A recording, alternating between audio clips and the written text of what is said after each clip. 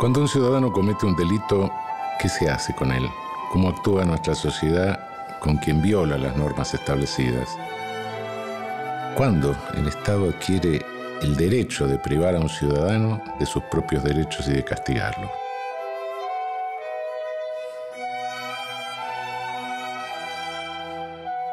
El poder punitivo es la facultad que tiene el Estado para penar a quien comete un crimen.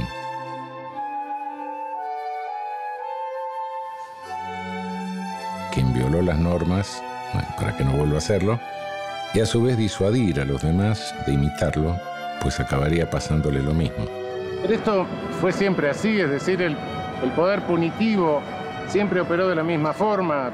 ¿Se puede hacer algo diferente de encerrar al delincuente? ¿Y la víctima?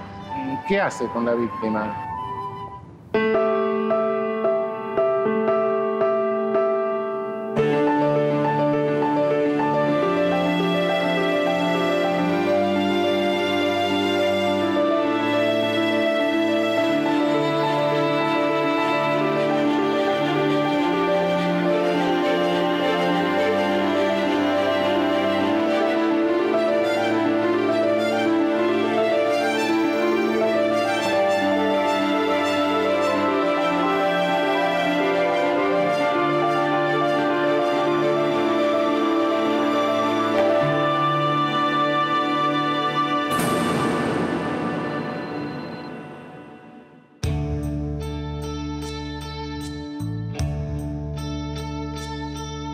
En todo grupo humano existen dos formas de poder que nadie discute.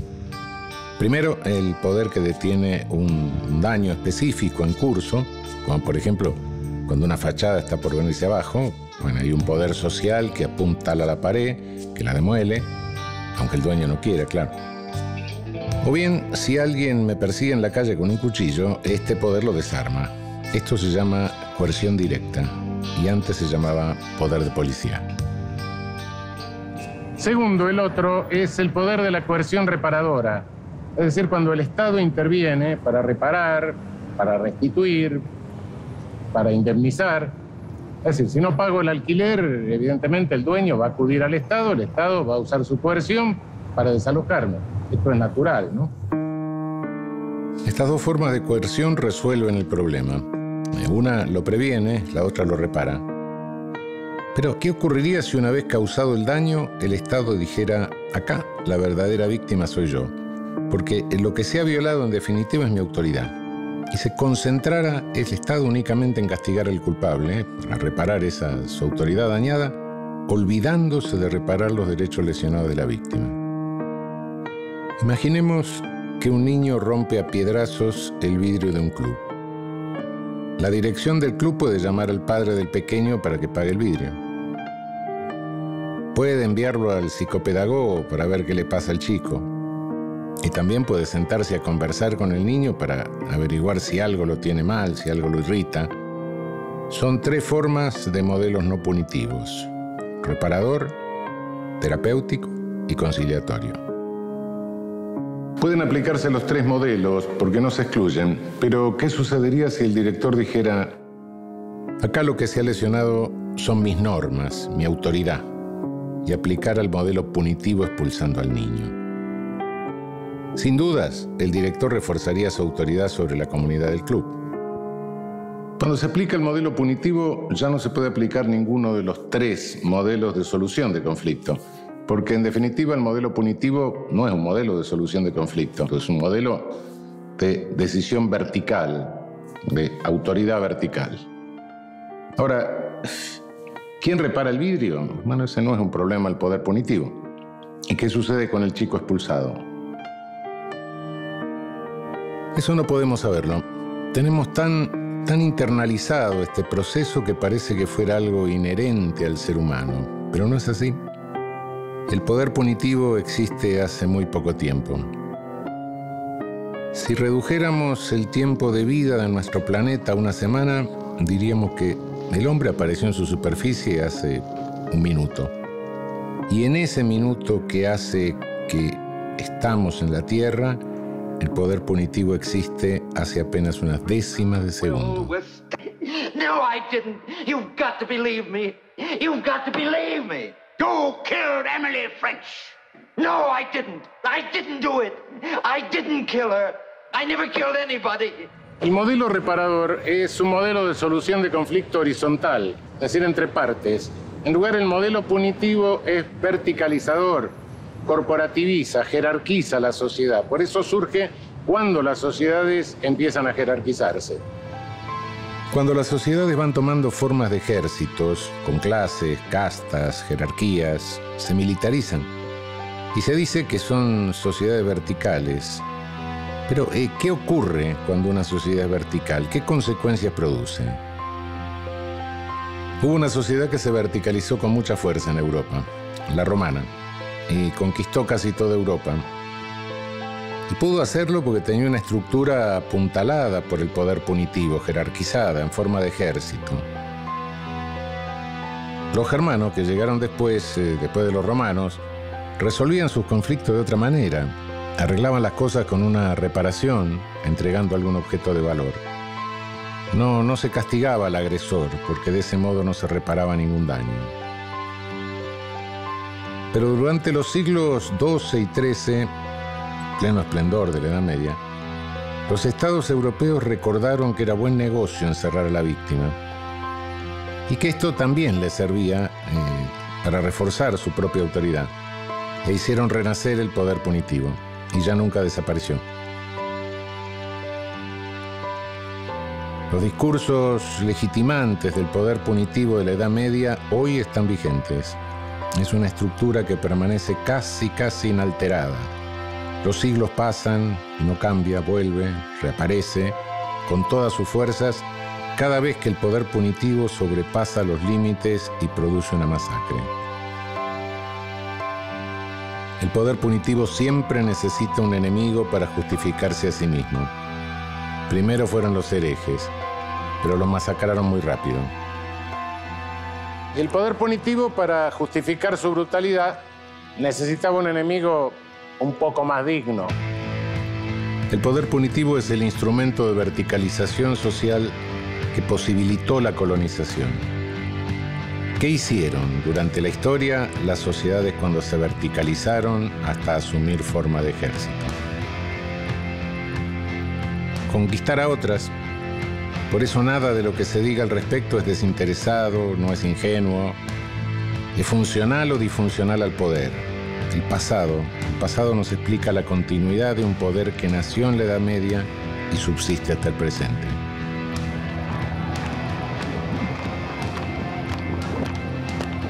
El 21 de marzo de 1997, Marina Shiffrin, junto a 300 manifestantes, cortaron la avenida 12 de octubre a la entrada de Bariloche. Se trataba de maestros, padres y alumnos que reclamaban por el aumento salarial y la copa de leche. Por esa época los maestros ganaban 300 pesos, con los cuales era imposible sobrevivir.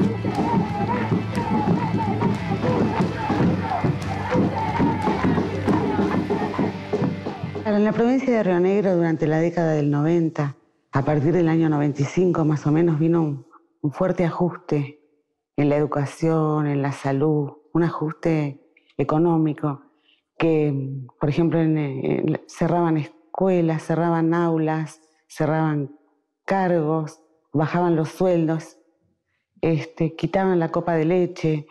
Era la época del menemismo, pero allá en la provincia también se aplicó el menemismo, pero claro, con gobiernos radicales. En el 97 viene la rebaja salarial del 10%. Es un decreto del gobernador Verani. Sí, la famosa rebaja, sí. Entonces hicimos una asamblea, estábamos en un paro de docentes, pero hicimos una asamblea más general que incluye a los padres que quisieran venir, a los estudiantes que quisieran venir. Éramos muchos en la asamblea, como 1000. Y resolvimos ir a cortar la ruta. Marina Shiffrin fue una de las maestras que se manifestó a favor de la educación pública en aquel corte de 1997, que duró menos de 2 horas, tras las cuales los manifestantes se dispersaron pacíficamente, restableciendo la libre circulación por la avenida 12 de octubre.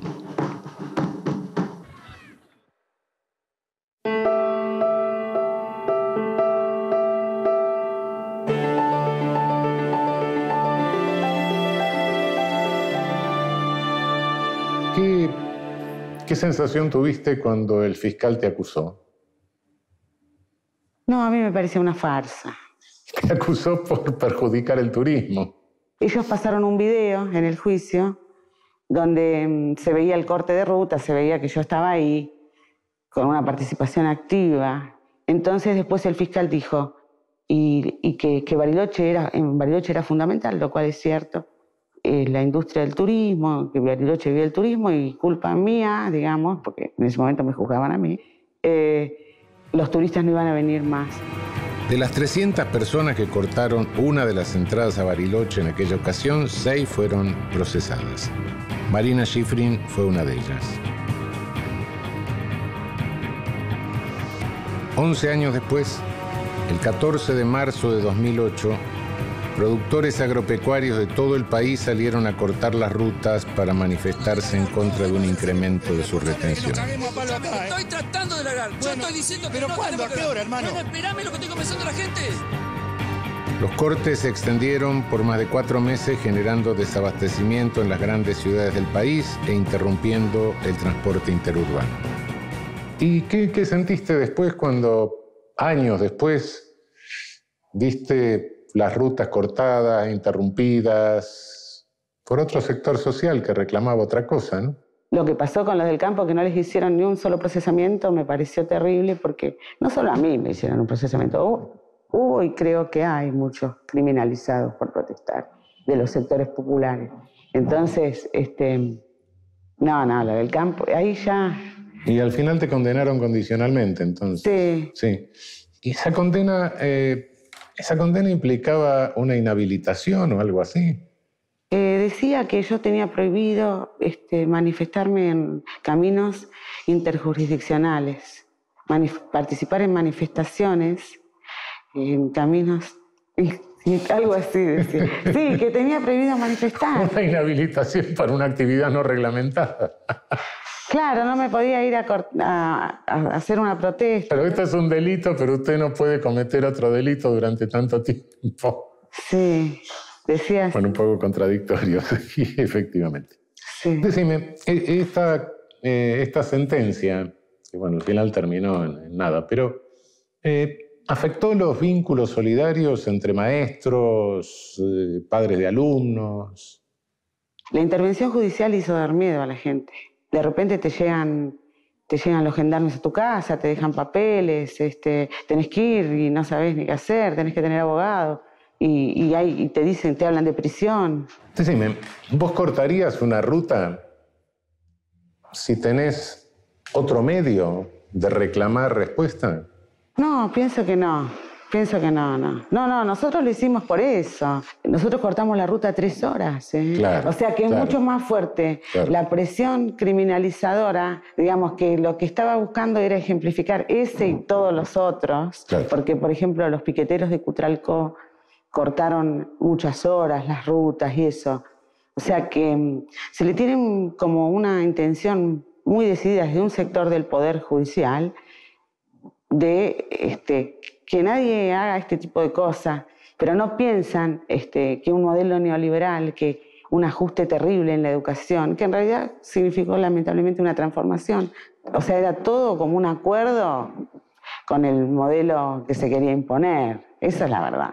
Más allá de que sea discutible si está bien o mal cortar una ruta para protestar por determinado hecho, lo cierto es que el poder punitivo tendría que tener siempre la misma reacción. O reacciona puniendo, o reacciona sin punir, o si impone penas, que las penas sean más o menos iguales, ¿no? De los miles y miles de ruralistas que durante aquel conflicto del 2008 cortaron todas las rutas del país durante semanas y semanas enteras, el saldo fue el mismo. 6 personas procesadas, pero con una diferencia. Ninguna fue detenida. ¡No vamos a aflojar, ¡No vamos a aflojar! ¡No vamos a aflojar! De las 6 personas imputadas por la marcha de maestros y alumnos en Bariloche en 1997, 4 fueron elevadas a juicio. Y de esas 4, Marina Shiffrin fue condenada a 3 meses de prisión en suspenso. ¿Cuál es la diferencia entre los maestros de escuela pública que se manifiestan y los productores agropecuarios? ¿Por qué una protesta se criminaliza y la otra no? Más adelante vamos a ver que esto es inherente al poder punitivo, pero antes hay que volver al pasado para entender el rol que el poder punitivo tiene en el presente. ¿Qué significa que la Edad Media no terminó? Significa que somos productos del poder punitivo que renació en la Edad Media y permitió que las sociedades europeas se verticalizaran como ejércitos, dándoles el impulso necesario para ocupar después América, África, Oceanía, para transportar y esclavizar a millones de africanos, diezmar y hasta extinguir a los pueblos originarios y avanzar sobre el mundo con masacres y depredación colonialista y neocolonialista. Cuando se descubre América, 1492, es el momento en el que el poder punitivo ya tiene un discurso. El discurso que está encaminado a crear una matriz de represión a la brujería. El Malius Maleficarum es más o menos de la misma época. Esa matriz se traslada hacia América en el siglo XVI. Se confirma en gran medida esa hipótesis de la existencia de ese enemigo, de ese Satán, que es el diablo, y que incide en unos grupos poblacionales muy importantes. Las mujeres y sectores disidentes en lo cultural en Europa y también los existentes en América. A los indígenas se los va a ver como brujos o brujas. La misma represión contra las brujas en Europa se traslada hacia América, con algunas importantes innovaciones. Tienen los mismos objetivos de controlar, de dividir territorios, cuerpos, la apropiación de esas potencialidades de los cuerpos, de la propiedad, y todo se va a repetir en una mayor escala. Va a ser la globalización del poder punitivo. Ese genocidio, ese crimen, va a ser de alguna forma también la matriz de la propia lógica represiva. Y esto también se traslada luego a Europa cuando se controla, ese control colonial es trasladado a controles policiales, controles de espacios y de cuerpos, a lo largo de los siglos siguientes, XVII, XVIII, XIX y XX, ese control que ejerce principalmente la policía, los ejércitos, el Estado en su función represiva o punitiva, como si fuese un ejército de ocupación, como si viniese de afuera, como si fuese una nave nodriza que viene y domina a todos los extraños, que son, en ese caso, también aborígenes que son reprimidos por algo que fuera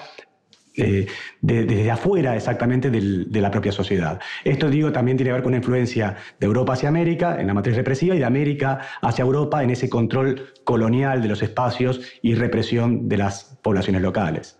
El control a través del poder punitivo era un control terrorista, un control ejerciendo el terror para amedrentar, para lograr naturalizar esa verticalidad del poder punitivo, aquella que hay que temer, pero también para romper relaciones horizontales. Es este mismo modelo el que en el siglo XIX se actúa en la India, en África, e incluso en el que llamamos neocolonialismo actual, donde el centro del poder sigue estando en el norte de Europa, luego en los Estados Unidos, y que se sufre especialmente en las zonas marginales. Una forma de ejercer ese poder también tiene que ver con romper las solidaridades sur-sur, podríamos decir, las solidaridades entre los países colonizados o neocolonizados. Es una estrategia del poder, pero que está íncita en esa verticalización del poder que tiene como herramienta privilegiada al poder punitivo. Aunque hoy parece es difícil entender, hace 350 años la gente realmente creía en las brujas. Y los demonios pueden haber cambiado, pero el poder punitivo siguió vigente cazando brujas durante siglos y sigue haciéndolo hoy, cometiendo masacres silenciosas, pero también criminalizando a aquellos que, desde los sectores más postergados, luchan por romper con la estructura vertical de la sociedad. ¿Cómo se explica, sino que algunas protestas sean criminalizadas y otras no? La caza de brujas no ha terminado. El poder punitivo selecciona sobre quién caerá. Controla a los sectores sociales carenciados o excluidos y les impone penas absurdas y pérdidas de garantía. Persigue la destrucción comunitaria y el sentido de pertenencia a algo común.